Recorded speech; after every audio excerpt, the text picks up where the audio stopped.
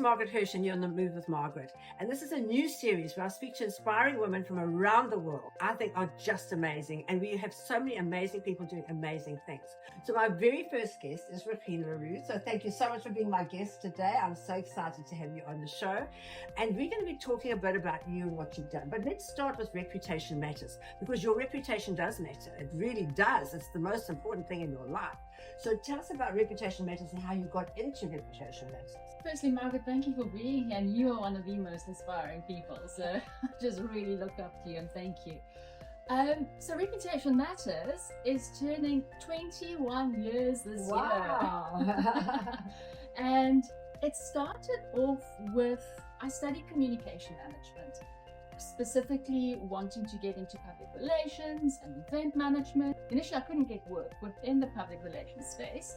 So I then became a research analyst, and that was the last thing that I actually really wanted to do in the heart of hearts, to be quite honest.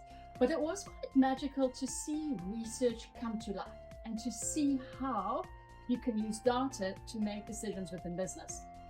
With a little bit of experience, I then got an opportunity to work for Del Lucas Promotions, and I did the project management for the Soweto Festival many moons ago. During that time, I did do a lot of public relations, event management. I very soon realized event management is for very special people. I am not that special person.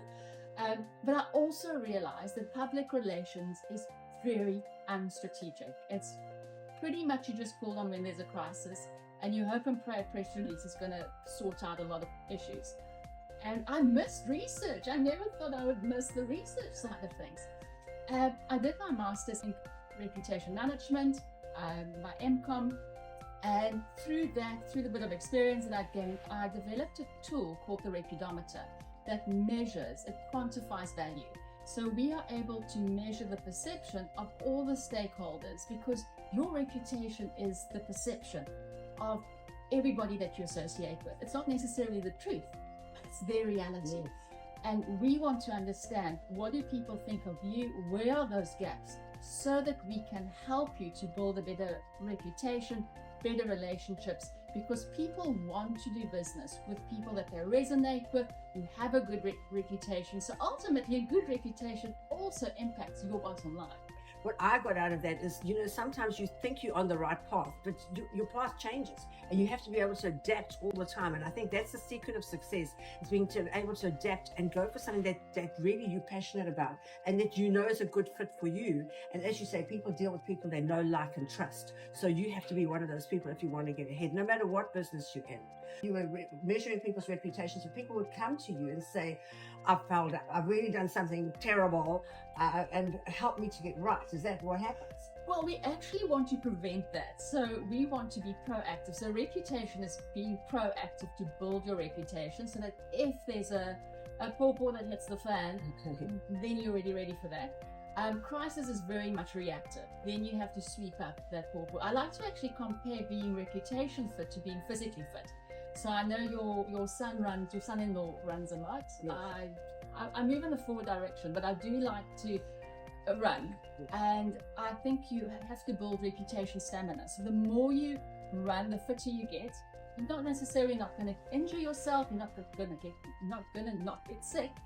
But the fitter you are, the easier it's going to be for you to get over those hurdles. The same with your reputation. You're not going to be able to have a wonderful reputation overnight. It takes time. It takes so much time and energy. You have to have the right tools, the right associations, the right people that you surround yourself with, the right values, to start off with values. So we work with corporates, we work with SOEs, state-owned entities, to see how can we help businesses to be better. Yeah. So it's companies looking forward to see how and what can we do to strategically work with our different stakeholders. So we work with many PR agencies. Yeah. We're helping communicators to have a voice around the boardroom table, because as communicators, we need to speak the language of the C-suite. So we're helping communicators to be able to speak in numbers, to be able to put the facts on the table, to say our reputation is 68%. We need it to be at least 70%. And to do that, we need to have interventions with our staff. our customers don't know about this. So we help them to understand what needs to be done to be able to build a better reputation. And a better reputation is so important because you might think you have a good reputation, but you need someone to measure it. You know, they say it can't be measured, it's no good. So you have to be able to measure it to make sure that what you think about yourself is what everybody else thinks about you. You might think you're going really along the right road, but at the end of the day, to everybody else, it may not look that way. So I think that's why it's so important. And you find that people often do that. They think, you know, I'm actually okay. I think I'm doing okay. And then you measure it and they say, oh my goodness, I marked your homework and you actually not as good as you thought you were. I think it's about also being able to quantify that intuition. I mean, you have a gut feel. I mean, so often people say we're not going to measure it because they know there's something that's going to come up and they don't want people to find that out. Yeah. So, but it's being able to just quantify your gut feeling, that intuition. So I wrote a book 10 years ago. Oh, wow. When we turned 10, I thought of just jotting down some of the business lessons that I've learned from a reputation point of view. So last year I updated it to reputation still matters. Oh wow! Okay. So it's so initially it was quite academic, and I felt this one I wanted to be more reader friendly. Yes. So it's got more case studies. It's a little easier to read. It's also available on Kindle Unlimited. Yes. So if you have the Kindle Unlimited, you can download it for free there. Oh, here's your copy. Thank you so much. Wow. Okay. And then we also developed, also available on Amazon, is a little journal. So your reputation matters. Okay. Matters. Always in all ways. So it's just got for you to write down your thoughts with little prompts at the bottom. So if you speak thinking, and to guide you and to prompt you through your reputation journey. Oh wow, that's incredible. So I want to come on to something which I'm really passionate about, and that's that everybody should have 2 streams of income. And you say, well, how on earth can I do that? I spend half my day working. Well, there's 24 hours in a day. You're at work for about 8 hours, which leaves a lot of hours left over. So I love everybody to have a passion project which they do. So Regine, you had a very powerful job and you got your passion project. Tell us how that came about. I must admit, in a million years, I feel, because I know that you've also always been speaking about a passion project. And I always thought, you know, what and where, but you know what, everything falls into place as and when it should. And I've always been crocheting and knitting as a hobby in front of the TV at night so that I snack less and also not to fall asleep. But then came COVID and the pandemic, and a lot of people were borrowing money. And I still actually remember having that conversation with you. What do you do? Where do you draw that line? And one of the key things, Margaret, that you taught me was the fact the minute you start doing handouts or just giving people stuff, you take away from their dignity. You're taking away from them actually kind of getting out of their own mess and giving them that dignity to do something for themselves, to earn that. And with every bit that they earn, they're building their self-confidence, their dignity. So with that, what can I do? And as I was crocheting, I'm like, I don't know what to do. You know, we all just trying to get through this pandemic. And as I was crocheting and with synchronicity and everything falls into place, I thought, I've always used wool to crochet. I remember years ago when I was growing up seeing housekeepers making the most beautiful mats from plastic bags, shopping bags. I thought, I haven't seen it in a while, you know, I've got nothing better to do right this second in our lockdown.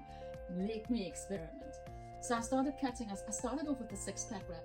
It was a mess, and I was like, I'm not going to bother with this. But something kept on nagging, that little voice in the back of your head.